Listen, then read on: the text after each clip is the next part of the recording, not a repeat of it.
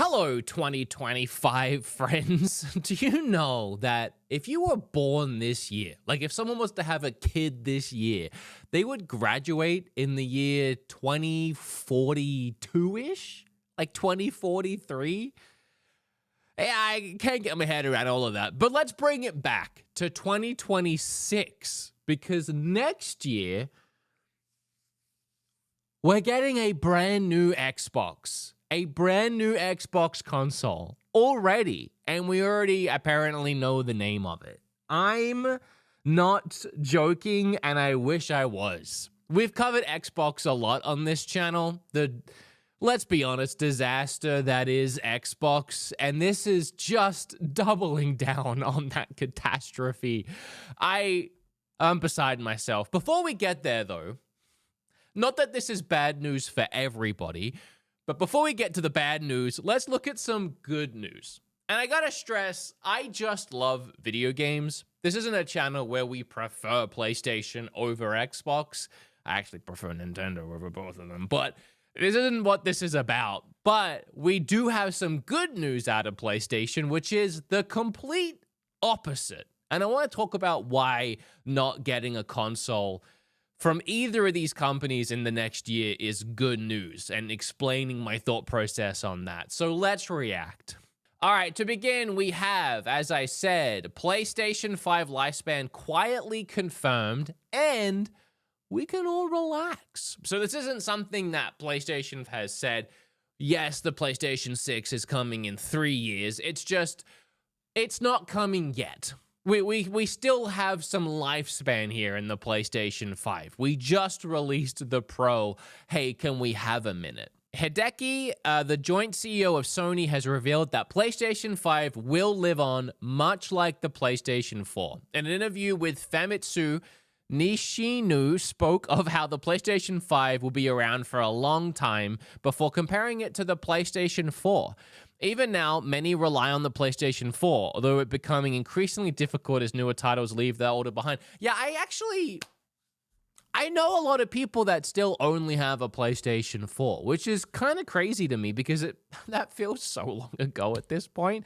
But the PlayStation 4 has had a lot of support. I was in GameStop just yesterday and saw that the Prince of Persia Lost Crown game had a PlayStation 4 release. And it was a moment where I realized, oh, companies are still supporting and releasing games on PlayStation 4, which is great to see. It strikes me as a little funny that we're still releasing games on that console, but it's great. I remember the Wii was getting Just Dance games until like 6 months ago, so the reason why this is a good thing is the same thing with the Steam Deck. How recently Valve said they're not going to release a new Steam Deck until there's been a significant increase in technology, in what we can do with a new console, rather than just releasing something that has slightly better frame rates, maybe just it can boost resolutions a little bit. No, we need something that's actually next generation, something that's actually a leap to make it worth the consumers investing hundreds of dollars into another product again, essentially instilling trust that the thing you're going to buy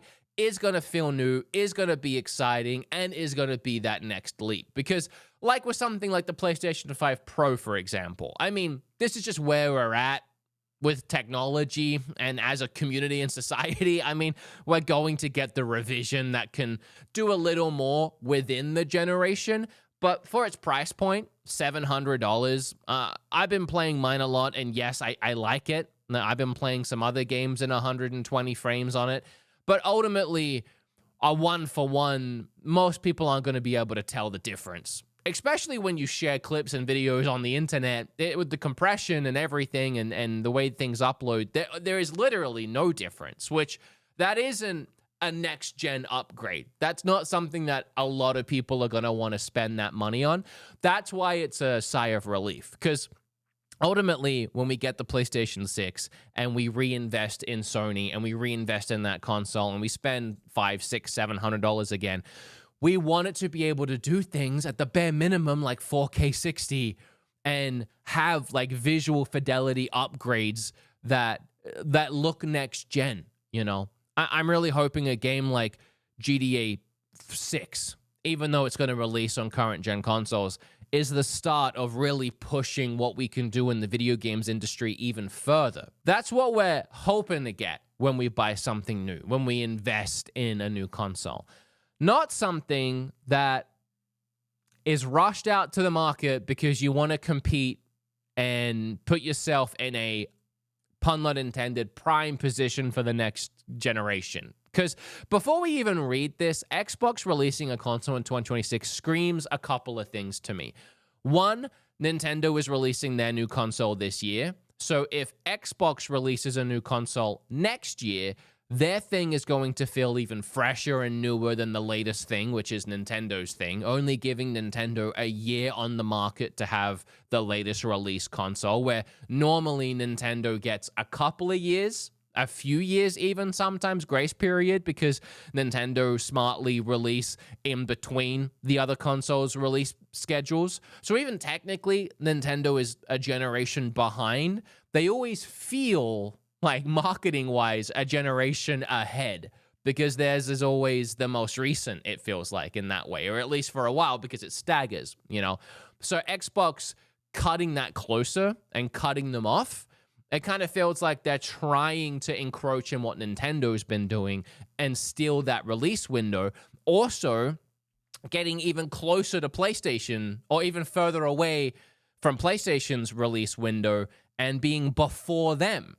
So we've had the Pro come out, right? You would think, you would hope, even though it's barely a year after the Pro releases, that Xbox releasing a console next year means it's going to be better than the Pro. So if PlayStation 6 is waiting a couple of years, and Xbox knows they're probably going to want to wait a couple of years, it means Xbox is going to have the most powerful console on the market for a couple of years. For a couple of years.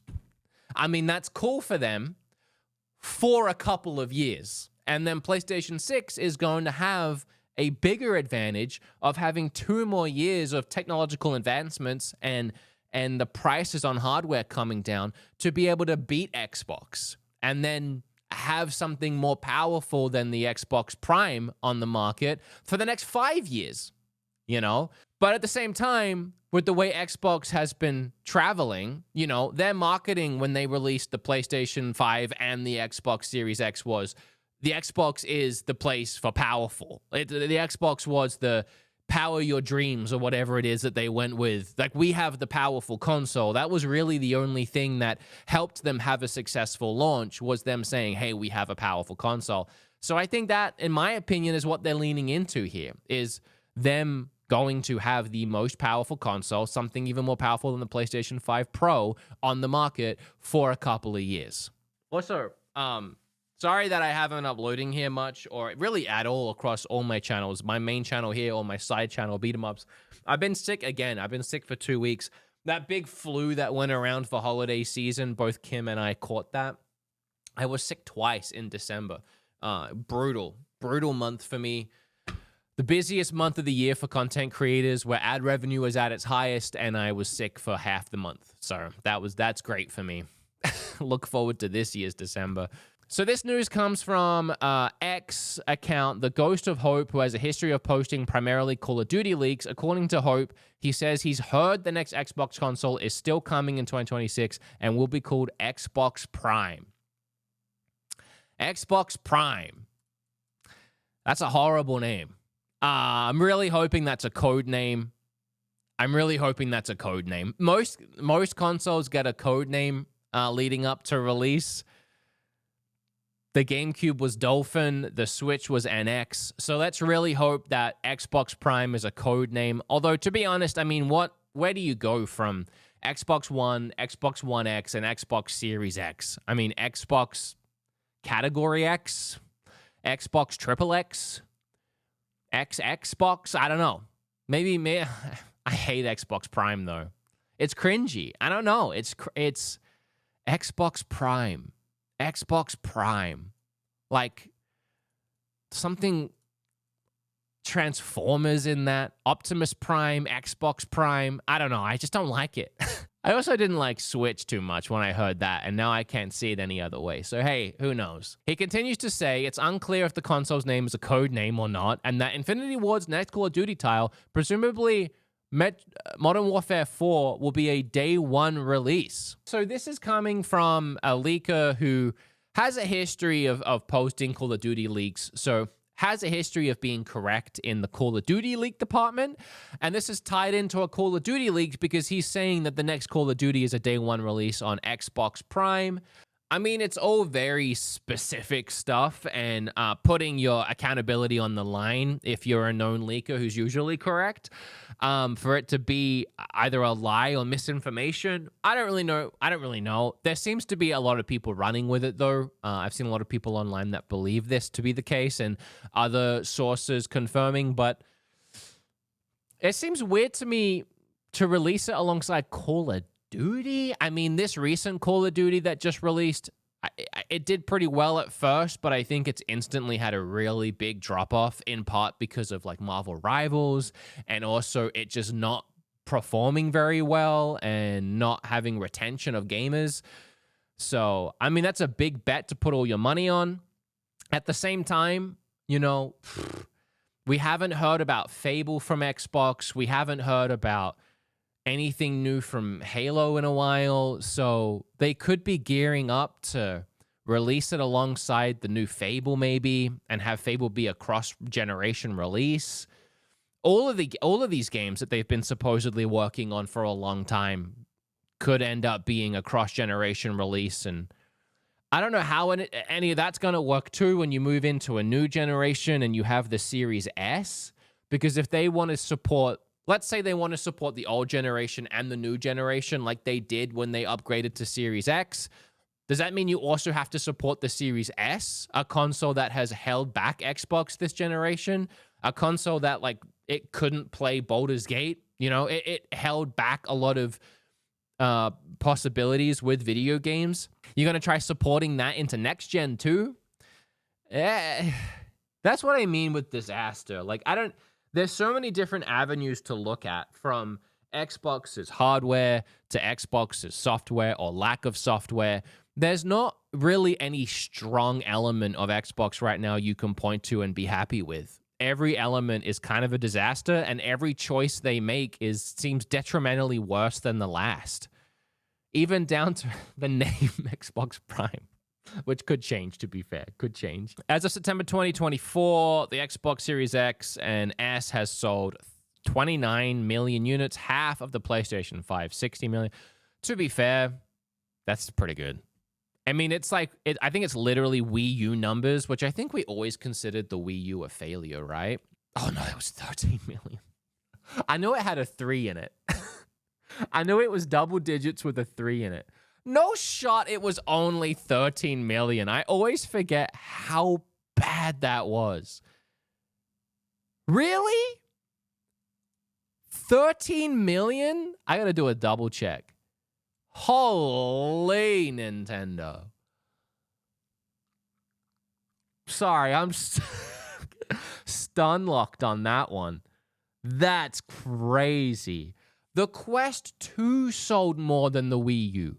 The Quest 2, the VR headset that everyone said is that no one likes VR. I like VR. I have a Quest 2. No one likes VR even, and it sold 20 million. That's nuts. To be honest, 30 million is really good.